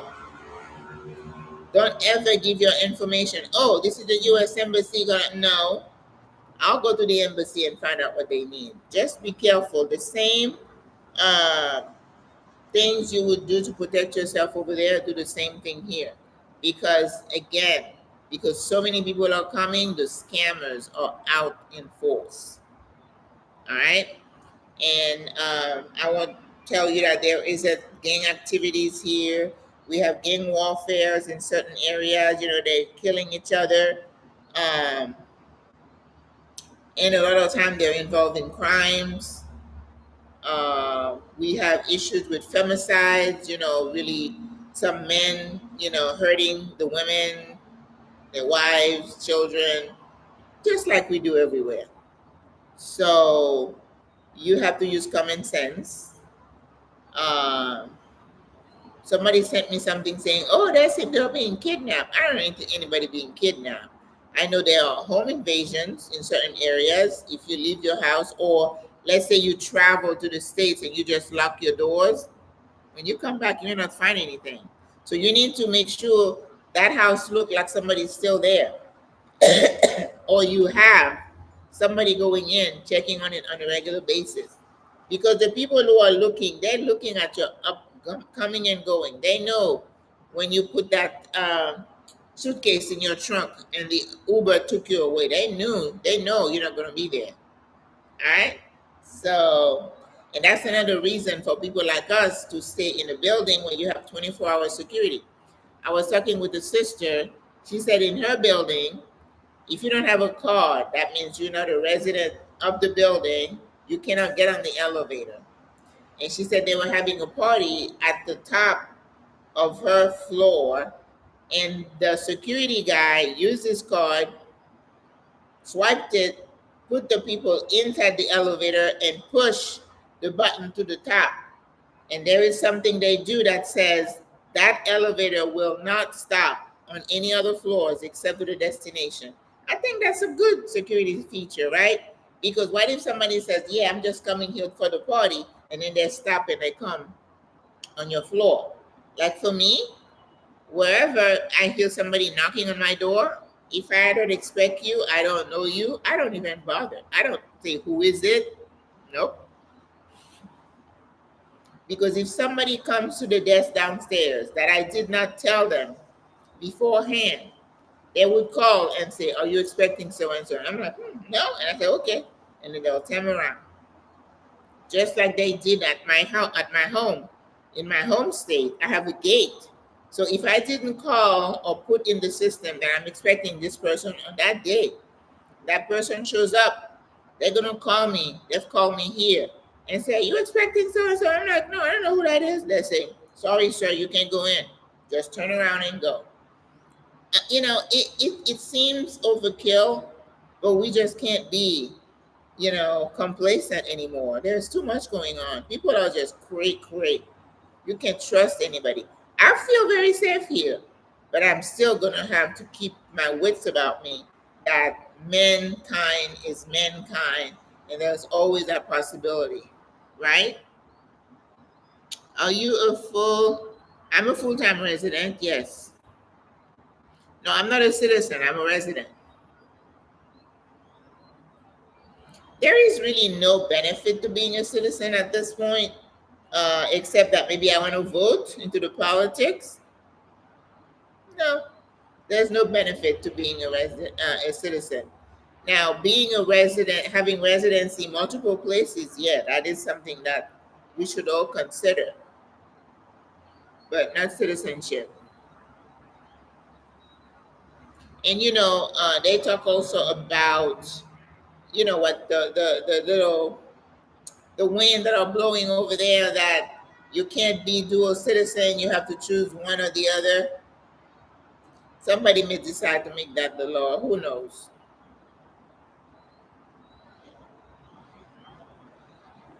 Any other question? You've been looking for cancer treatment or oncologist. Oh, we have oncology here. The Panama Clinic here in the city has most of all these specialties. The Panama Clinic, look in there. All right. They have orthopedists, cardiologists. I even found um, gerontologists, which is something that I was looking at for my sisters because people with dementia need somebody with special training in that area, not just a general practitioner. And I was able to find some, so they're here. They're here. You may not find them outside of the city now, okay? Those of you who want to go and enjoy the beautiful mountains and stuff, yeah, you can have the mountains, but you may not have the specialists. You may not have the hospital close by. You may not have ambulance services. You have to look at all that in the area you want to move to. It's not just about, oh, how beautiful it is. Oh, it's so nice and cool and fresh. Yeah. But what about the rest of the stuff? All right. All right, guys. Anything else? I don't see any other questions. It's been an hour and a half. Any other questions in the chat? This is your time to ask me. ATM withdrawal, if you're using a US issued credit card, it's $6.50 per withdrawal, and you are limited to $2.50 per day total. So let's say you go in the morning and you withdraw $20, $6.50. You go in the afternoon, you withdraw $50, $6.50. All right. You can make multiple withdrawal, but your withdrawal amount is capped at $2.50 per day. Each withdrawal $6.50. But if you have a bank here and you have an ATM card from your bank account, there's no fee. So if I go to my bank and I withdraw, I don't pay. I like that part. You're welcome, Greta. Tomorrow gonna be easy. You know, I just had pho. I have another pho. It was good. The broth was amazing. And I've been wanting to go there. I wish they didn't have those noodles in there, but oh well. It was good.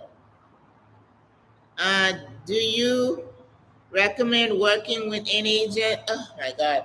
You know, I used to tell people work with an agent. Now I would say work with an agent, but do your own research as well. Encuentra 24, I think I put it in the chat right here. Encuentra 24, you can get an idea of the price and amenities of the areas you're looking at, right? Because let me tell you what's happening. Because there is such an influx of foreigners here. So many people are looking for apartments. The real estate agents now are not spending time looking for somebody who's not on the ground. If you say, I'm here, and they'll say, how soon do you want an apartment? If you say a month, they're not rushed. The person who says 2 weeks, they're going to work with you and they're going to show you things. The other thing that's happening, because there is such a high demand, the prices of the apartments, what I paid maybe $1,200 2 years ago, now could be $1,500, $1,600. That's what we are seeing happening in the areas where expats congregate. And that's why I asked the questions a while back. Is gentrification happening? Yes, it's not that we're changing the landscape or the face of the neighborhood. It's just that the prices are going up. And sometimes they say it prices out the local because, you know, people don't get paid a lot of money here. But if you're increasing an apartment from 1,200 to 1,600, it might be prohibitive for this person to be able to afford it. That's why they kind of live together, you know, cousins, sisters, you know, they share places so that they can contribute and make it work for them. But they don't like the fact that an apartment that used to cost 900 is now 1600. So you have to look at your budget, and then it might take you a little longer to get an apartment that you want. And I have that apartment checklist. I want you to make sure you check it for mold, make sure everything's working. When you look at your lease, find out what you're going to be responsible for, because a lot of people are losing their deposit because they're not doing things, like cleaning the air conditioner, changing, have filters, but they clean them up, and they have companies that do that. If you find mold, who is responsible for cleaning it? Make sure it's in the contract. That's why you have to get your attorney to read the contract for you. Okay? So I would say do both, okay? Or you could tell the realtor, well, I'm working with you, but I'm looking as well. Oh, I saw this apartment over there. Can we look at it? Because when you see an apartment on Encuentra 24, it's going to have a contact the agent at the bottom, a WhatsApp. Everybody uses WhatsApp here. Don't think you're going to call somebody on their cell phone on a regular messenger. You have to use WhatsApp, okay? And then you can arrange some visit. But make sure you're ready to rent, and not in 3 months. And don't ask to rent for 3 months. You're not gonna find anybody doing that. Even 6 months nowadays, they don't want to do those. They want a year or more. And some people that I know are leasing for 3 years because they get a better rate that way. And then the owner feels more secure that they have income coming in. All right. Yes, I have the attorney. No, you can have the attorney review it, but make sure you tell the attorney what you want in that contract. Who's responsible if something breaks down? And the things that break down in apartments: television, washer, dryer, if you have an electric stove, the air conditioner, the big one, air conditioner. Who is responsible for repairing, maintenance, or replacing? Those need to be spelled out. All right. And how much, um the grace period for you for the time you sign the lease, let's say on the 1st, you have till the 5th. Like my rent starts on the 10th, I have till the 15th. In 1 month, I've been here 2 years. 1 month, the lady sent me an email about, I think it was the third day, third grace period. Oh, Maggie, we haven't received the rent yet. I said, excuse me, ma'am. I said, I have 2 more days, right? So you need to know what's in your lease, right? She's been good. If something happened to the AC, because I made sure that it says she's responsible for cleaning, and I what I'm responsible for is the maintenance. Every 6 months, I need to get it cleaned. That's in my lease. I know it's on me, and I pay the handyman to do that. But everything else is hers. So, because if you don't do what you're supposed to do, they'll find a way at the end not to give you your deposit. Yeah. And people who don't take the time to find an apartment that suits them, they didn't see that the furniture was raggedy. How did you not see it? You have to look at it when you come. You did not know that the AC didn't go past 75 or something like that. I don't know, something crazy like that. You got to pay attention, okay? Yes, I've been looking at all the online rental sites. Very good. I recommend having the attorney review the lease because I'm not a lawyer, right? And I want to be sure that they have my best interest at heart, even though they are Panamanians. And if you go to court, they tell you that you're probably going to be on the losing end. But I do make sure that I have the attorney review my lease. But my attorney probably charged me $50 2 years ago to review my lease. Someone told me her attorney was going to charge her $250 to read the lease, and I was like, "What? Just to review a lease?" There is always that element of taking advantage of the situation. So I wouldn't pay that to have the lease reviewed. Okay. And remember, everything in Panama is negotiable. They give you a price, you counter price. You say, no, how about this? It had become more expensive in the last 6 months. Yes, since I started looking. Yes, it is. And there's always a danger that the locals are going to really become not so nice and welcoming, and they've been very welcoming, very, very nice. But when it affects someone personally, where let's say they were renting an apartment and the owner has all these foreigners saying, I need, and they see that they can bump the rent $500. I wonder if they might tell the local, well, I'm not going to renew with you, go away. And then he got the one with the money. I mean, money is not everything, but it does make the world go around, right?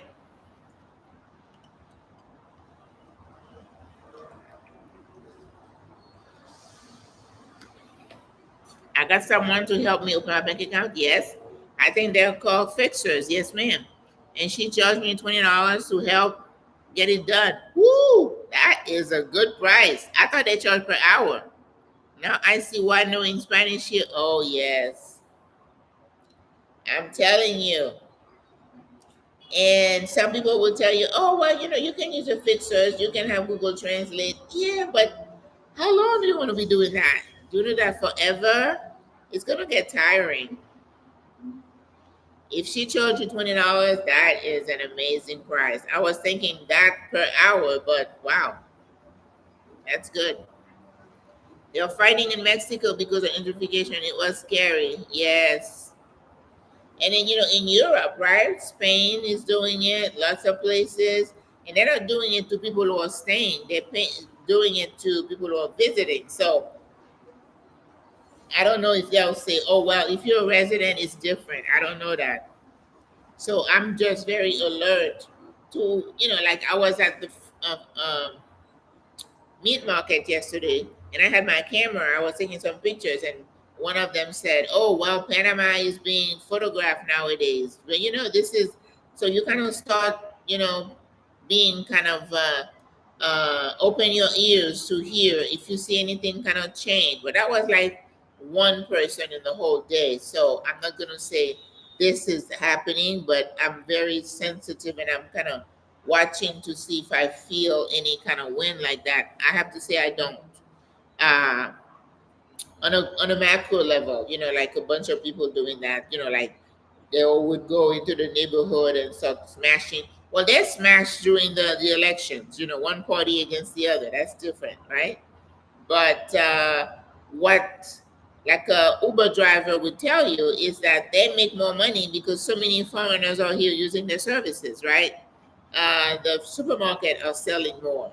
The restaurants definitely get packed every night with people, not just tourists, but lots of our sisters here do not cook. People like to go to a restaurant almost every night.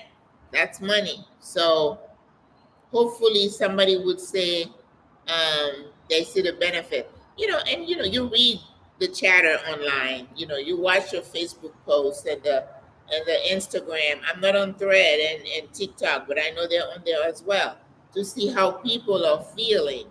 And I read about some people say, I don't agree with Mexicans about the foreigners and blah, blah, blah. Yeah, because usually it's one person starting it and fanning the flames, and then the others go along, not even understanding what's going on. So, and these tend to blow off. So I wouldn't make a big deal out of it.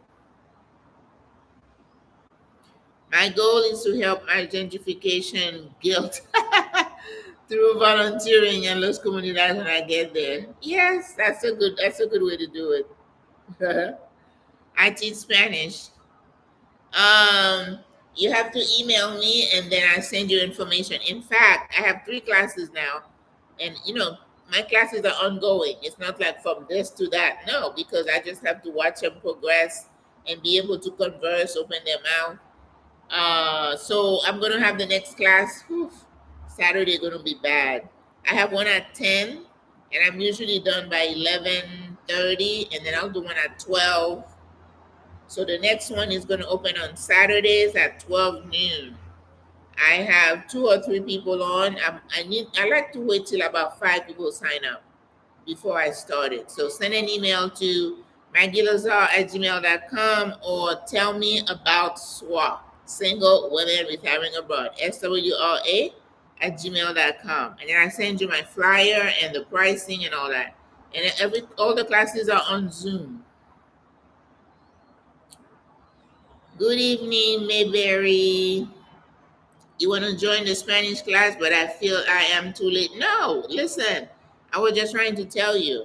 I have different cohorts. I started with the first class in April, and this is my 10 a.m. class, and we're still going strong. Some people are falling by the wayside. That's always going to happen. You know, life happens. Some people find it too hard, they drop off. Some people say, "Oh, I'm going to the state, or I'm going to travel," and I tell them, if you travel, make sure you do your lesson, because if you don't, you're going to start right back. So everybody start from the beginning and then move on. So don't feel like you're too late. No, ma'am. Greta is a survivor. Especially when it's one of them in the class. You know, the life happening, this one going here and there. And then when I get one of them, I feel bad. I feel like I'm abusing them. That's like, oh, it's terrible. I took it all for you guys. But it's fun. It's fun. When you see them starting to get it, there's nothing quite like it. Yeah. All right, guys. Anything else? You know, we're going on to almost 2 hours again.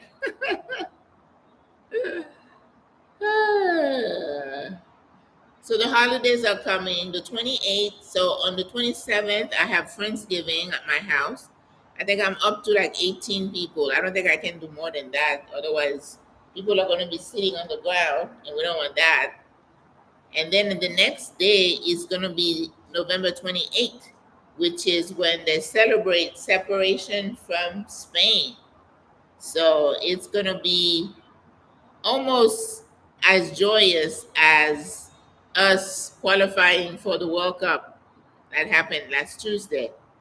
But this is where we're going to have parade galore. There's going to be fireworks. People are going to be eating and rejoicing. And yes, and I think the King of Spain was here a few months back. How do you come back to a country that you colonize and you brutalize? I don't know how that goes, but the Spanish class info. Well, the Spanish class info, I'm going to give you my email, right? But there is a flyer that I send in the mail, and then there is information about the classes, you know, pricing and how it works. But this is the email for the class that you need to send to me.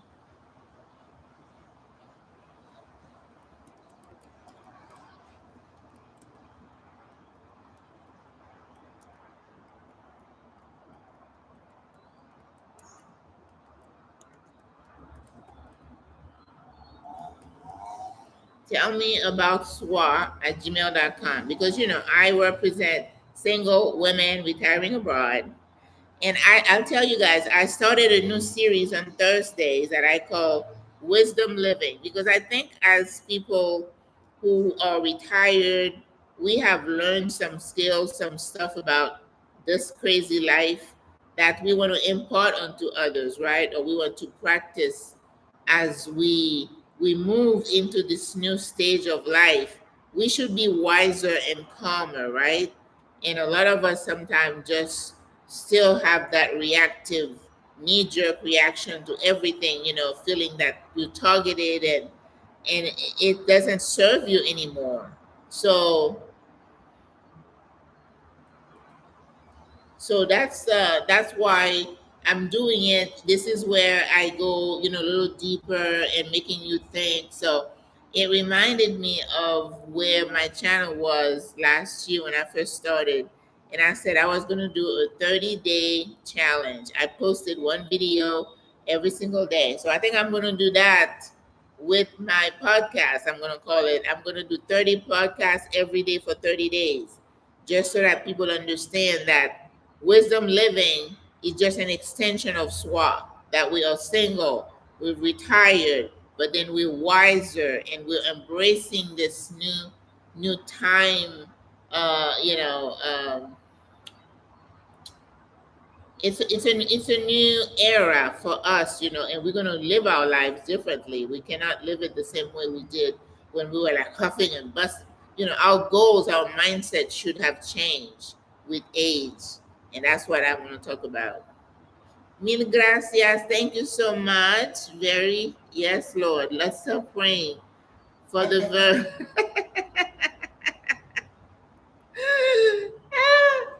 Greta, one of my students, she's like, Lord of the conjugation, help us, Lord.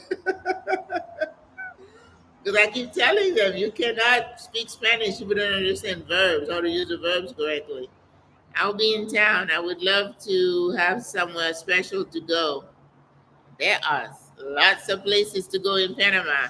A lot of people, groups are organizing New Year's Eve parties. A lot of them are on the boat or on the rooftops and all that. But I've never been one to enjoy. I always want to be in my house at midnight, January 1st. When I was young, we went down on our knees in church at about like 11:50, and we would herald the first of the year in prayer.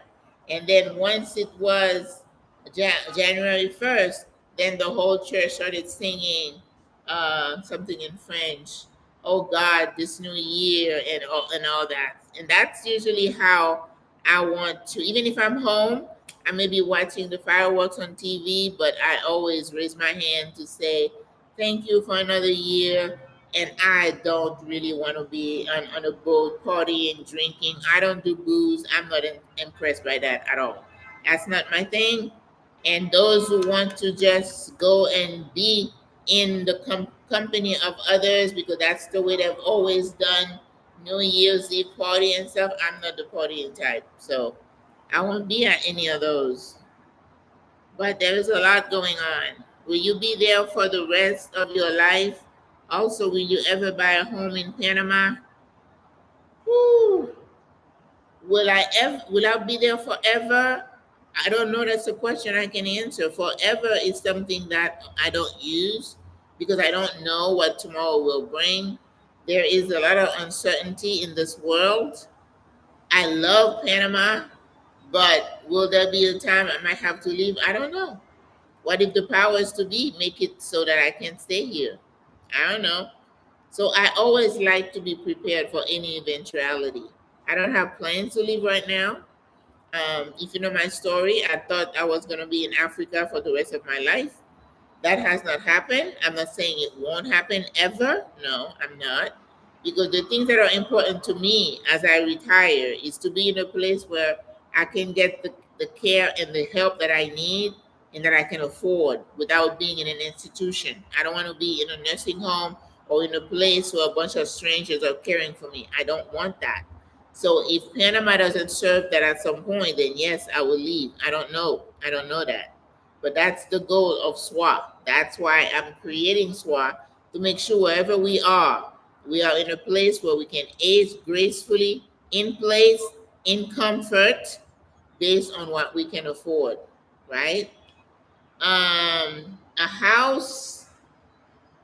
I thought about when I thought I was going to sell my house. Well, my house didn't sell, so definitely I can't buy anything if I still have a home. Um, because of my age, I'm 67, and to buy a home here, I'd have to pay it cash. And when you say a home, if it's detached, if it's somewhere in a house or whatever, I have to think of how safe I'm going to be there as a single person. That doesn't sound too attractive to me. I don't want to be in a place where I'm by myself, I'm locking the door, and it's just me in that home. I would feel very vulnerable wherever I am. I could buy a unit in a building because this building is owned by individuals, it's not a corporation. I could, but it's still like my building where I live. If I wanted to, let's say I wanted to go down to like a one bedroom to buy, it would be like in the high 200,000. And I'm thinking in my head, is that a good business decision at my age to put that much money in a house? just for my comfort, because my kids probably don't want it when I die. So for that reason, I don't think it's a good investment. I'd rather buy something nice and enjoy it here and keep renting. Yeah. I was fortunate to meet some SWAT sisters. Oh, wonderful. When I visited, and I'm still in contact with them. That is wonderful. What two companies do you recommend? Oh, I don't recommend any tour companies. I think you can find an individual to take you around. It's much more affordable and more enjoyable. You get a one-on-one.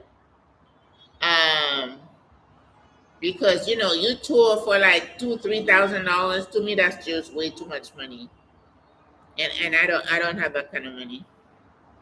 I've realized that I've been visiting Panama ever since I started watching your videos. Oh, early last year. Wonderful. On my third trip here, still watching the channel and planning a new trip. Wow, that's amazing. That's great. You know, I tell you, this week watching the people, how happy they are for their country, celebrating Patriotic Month here in Panama, watching the face of the people, the love they have for their country. There's another video I'm going to put out, whereas the government here around the holidays create special bags of food that they don't just give it to the people, but they make it real affordable so that every Panamanian can celebrate this time of the year. That I mean, Panama is not perfect. There is a lot of inequality. There is poverty. There's poverty everywhere. But Panama has something that a lot of other places don't have, is that love for the land, the love for the culture, and their love for God. They're very religious here. And when you see what's happening around the world, people are so disenchanted. And that's why a lot of people, lose their grip on life. They're committing suicide because if you don't have something to hang on to, guys, whether it's God or whatever, you're not going to be able to hang this crazy world. Someone's going to suck you in. Okay? So I feel like somebody said it's close to the equator. I don't know what it is, but there is something magical about Panama. And I hope that comes through when I talk to you all. So when you ask me, am I going to be here for the rest of my life? I don't know. I might die tomorrow. What's the rest of my life? So you don't plan for a long term. You just like, okay, I need some insurance. I want to get a little bit of money. If I get sick, like I have a sister in the hospital, so I made sure I called her. I was getting ready to go see her. She said, "You don't have to come all the way over here. I'm good." Somebody to look after you, be about you. That's what we want in our sisterhood. Um, so I don't know. I can't plan for 10, 15 years. I don't know what's gonna happen because I'm of that age. Anything can happen at any moment, right? Yeah. Thank you, Miss Clayton. You're welcome, Miss Francine. Oh, I like that name. Yeah. Well, I've always been like I call myself an old soul. I'm a firstborn. I've always been very practical. I say it like it is. I don't like to be taken for a ride. I get upset when I hear people on their videos telling people the wrong thing. The other day, this person says, "Oh, the government really is very involved with people eating right." And I'm like, the diet is not that good here. Why would you tell them that? We have diabetes that has grown like 40 some percent. Why are you telling him that? You need to tell him to eat less rice and eat more fruits and vegetables. Yes, there were a couple of little things in the news last year, not this year, because whenever you talk about any kind of feria or fiesta or holiday, it's like rice, rice, rice, rice. It's like this obsession with rice. Don't tell people the wrong thing. Don't sit there and lie to people. I hate that. Nurse Clayton. Yes, yes, yes, yes. I love that name. All right. Well, thank you guys. I'm so glad you joined in today. So next week, if you have anything special or we can talk more about the rental. We can talk more about setting your electric. Um, and on our resource guide, we talk about also how to keep yourself from having mold in the place that you're renting, because mold is a real issue here. Um, but now that we're going in dry season, it's a little bit easier. But the rainy season, we have flu here year round. We have had dengue year round. Um, there is another type of mosquito-borne illness. I can't remember the name that they found in a comarca. Comarcas are just places where the indigenous people live here. Comarcas, okay? And they tend to, they in nature, so they're more prone to those illnesses like dengue.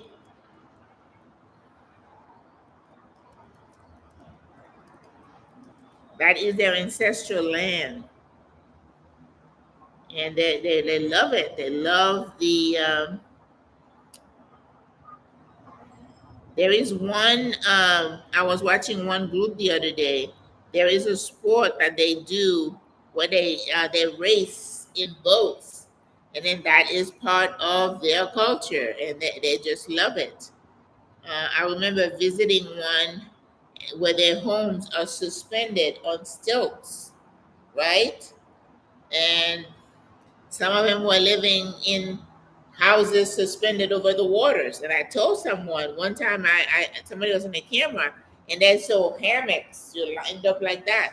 So they don't sleep on the ground; they sleep in the hammocks. Yeah, I recommend Sister Maggie's resource guide. Oh, thank you. Wonderful. I just bought this design thing. I'm gonna reformat them and see if it does a better job than the one that I have. So you want to have information that when you get here, you can hit the ground running. You get your fixer, you get your driver, you get somebody to go with you to the bank, you get somebody to help you get a cell phone, get your SIM card. Um, talk to the attorney for you. So, and the attorney is usually a bilingual, so you should be okay there. But just having somebody on the ground, boots on the ground. You don't want to come here and just be by yourself. I had a sister call me and said, I've been here since last night. I don't have any food. I don't have this. I'm like, oh, hold on, hold on. It's not that hard. But some people have not traveled, and it's scary. Yep. I was in Rwanda, and about for a week I was having trouble with my phone. I could not order food. So I walked to a little store next to the place where I was at and found some crackers and everything. I wasn't gonna starve, but I had to figure it out, and I did figure it out eventually. So, you know, we can do it. All right, ladies and gent. Oh, it's 2 hours and 3 minutes. Wow. Okay. I love you all, but 2 hours, that's enough.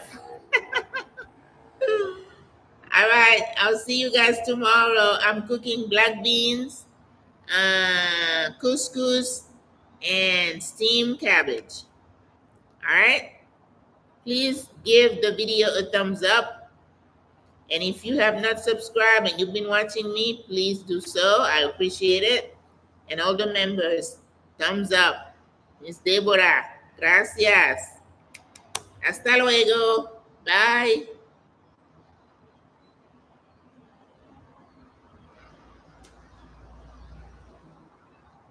She's bringing her plate.